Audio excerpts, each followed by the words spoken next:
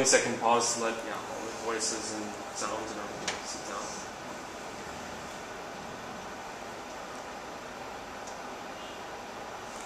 We good?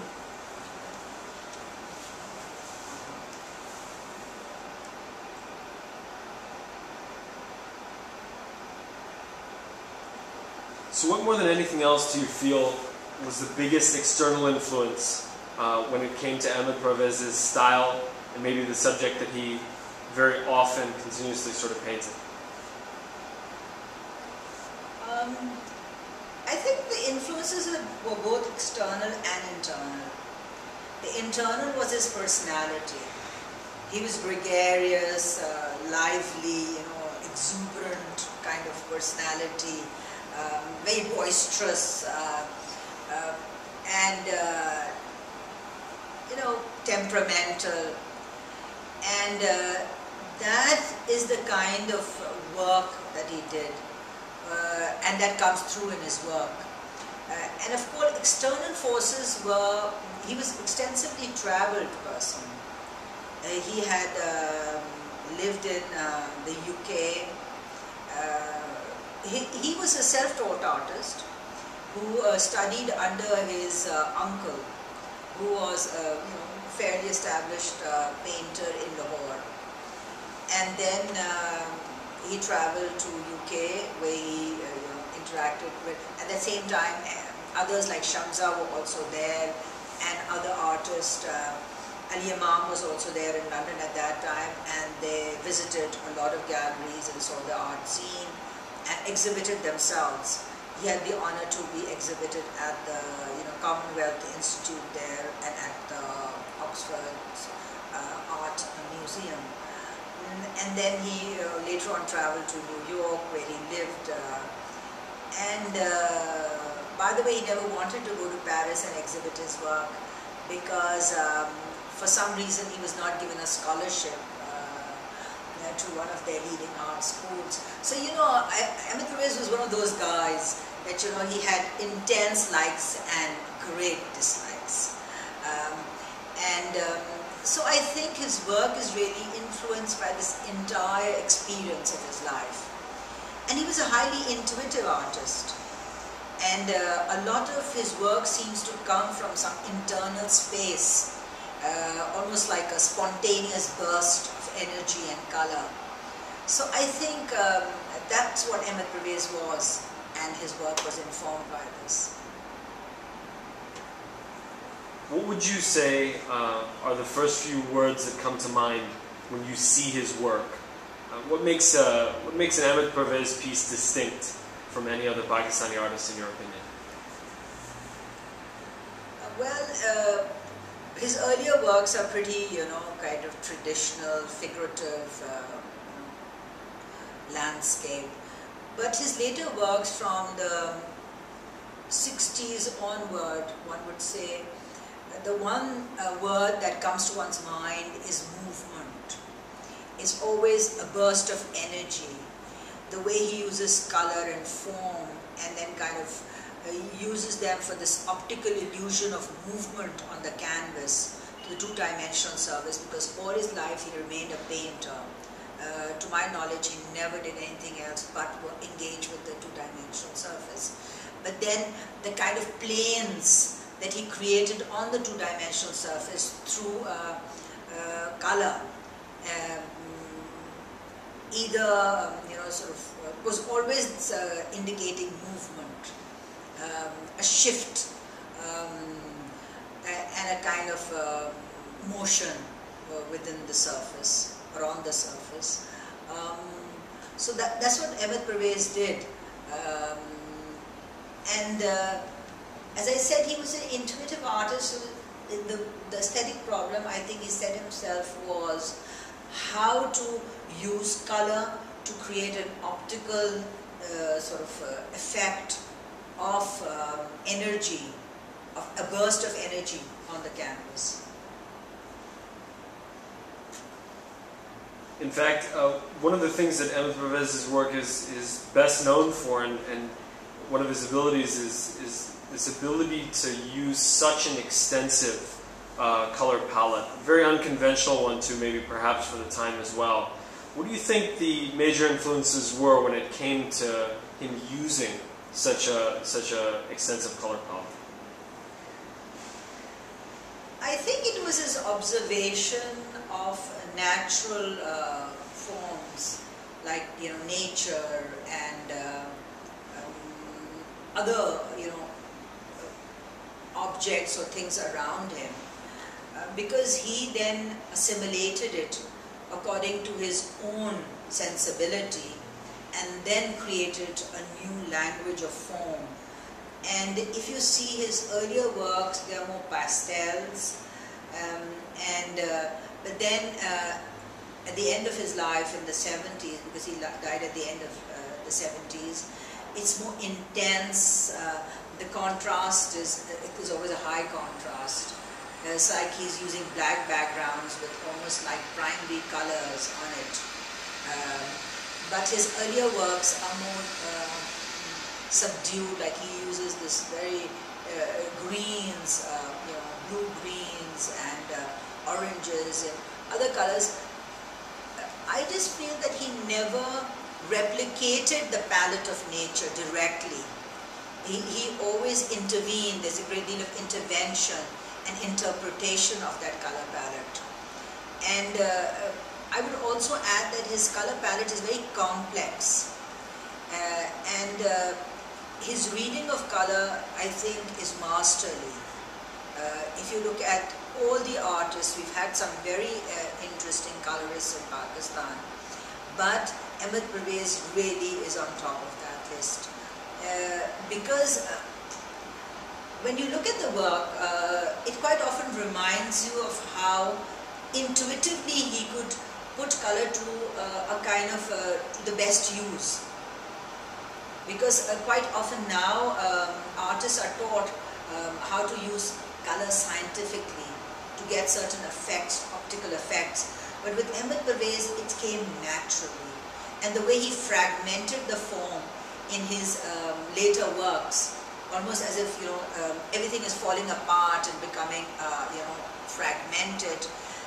To propel that kind of form forward, he again used color. From a central core moving outwards, he was able to use color to create that movement.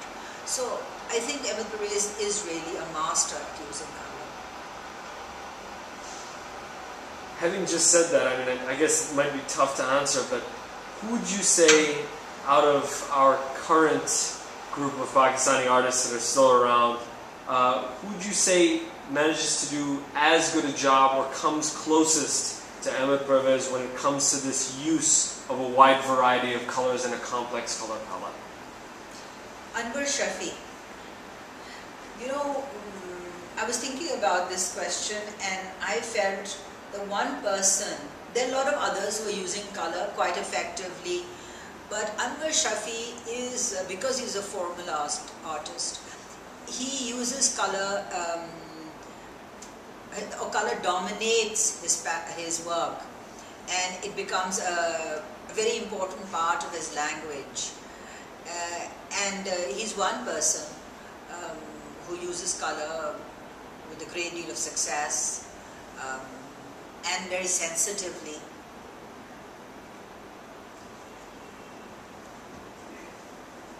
What period of Ahmed Pervez's work do you feel you can best sort of relate to and appreciate, and maybe why? Sorry, come again? What period of Ahmed Pervez's work do you best identify with? Do you personally sort of appreciate the most, and maybe why? Well, actually, the exhibition that remains in my mind, even after so many years, was the one he had in the early 70s. It was called Childishly Yours. And this was a group show in which he exhibited with two other artists at the Arts Council. But it was a phenomenal work. The canvases were larger. He was using acrylic, I think, at that time. The canvases were larger and his forms were fairly complex. Again, this whole idea of of space and movement were combined, and most of the time his work is non-figurative, or even if there is a familiar form, it is transformed into almost like a non-figurative shape. There was a whole body of work, and the way he used space and color and combined it with form, I think, although these are very basic elements in art, but what he created from them was memorable. And some of that work is now at the National Gallery. Otherwise, some of it probably is in collection, but I also remember at that exhibition, one of his canvases was ripped, and he was very upset. Because that was the time when I was an art student, and I, obviously interacted with him quite a bit. And but that body of work was very strong. Then his last body of work, just before he passed away, he'd begun to work on a smaller scale, and that was also very intense. And he'd begun to combine it with his poetry and the text he wrote. And that too, I think, was very interesting. But if you were to look at the entire work of Ahmed Pervez, I think you've had periods when the movement is limited, it's more horizontal, and it's like floating forms. But later on, in the last body of work, it was almost as if something has sort of burst open. The chromatic energy kind of becomes very, very strong.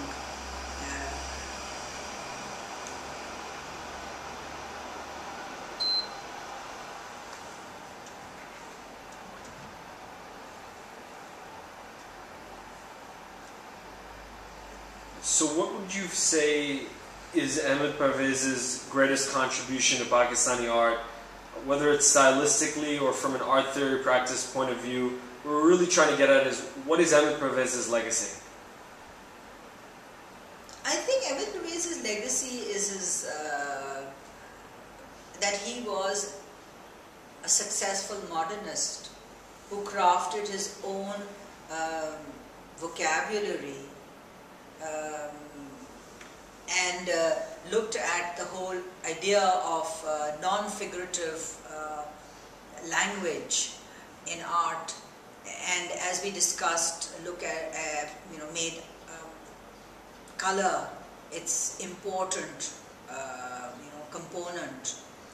That is one of his legacies. And another legacy with Ahmed Pervez was the artist that he was. Among all the artists of his time, he was the only one that worked, that really lived off his art, was totally and absolutely committed to his art. I think he held 2 jobs in his entire life, very briefly. Otherwise, he was totally committed. Like, he ate, spoke, worked around art. And of course I met him, and I think when you talk to him, he was the quintessential artist. He was temperamental. If he didn't like something, he would sort of be out there telling you that. He was highly emotional, and so I think he was a very different figure from the artists of today, who are really running from their studio to their jobs and to the gallery and are quite caught up in the art market. People like Ahmed Pervez really weren't bothered. For them, if the art sold, it provided something for him to live, to sustain him. And if it didn't sell, he lived without it. He lived on bare minimum. Although he liked to live well, but I think he had to struggle tremendously throughout his life. And I think that is the role model that he presents for us. That, his intense and complete involvement with art, that has contributed to Pakistan's art movement, for having produced that body of work which, has been exhibited extensively. And I think as a student also, he left a great deal of influence on us these big figures like Shakir Ali and Ahmed Pervez and Bashir Mirza. So for all the art lovers out there that would like to see some of his best work that's available for public display, where would you recommend going to see some of this work? Well, the National Art Gallery in Islamabad has some of his works, good works, and I would suggest they sort of go there to see it. And of course there has been a book on Ahmed Pervez, his collection, the Wahab Jafar collection has been documented, which was shown in a retrospective at the VM Gallery, so that they can go through that book. It's a catalogue. And then of course a part of the Wahab Jafar collection has been sold to the VM, the Ramoonwala Trust, and will be on view shortly in a public gallery which is being built right next to the Ramoonwala Center. There I'm sure a lot of his work will be on display from various periods of his life.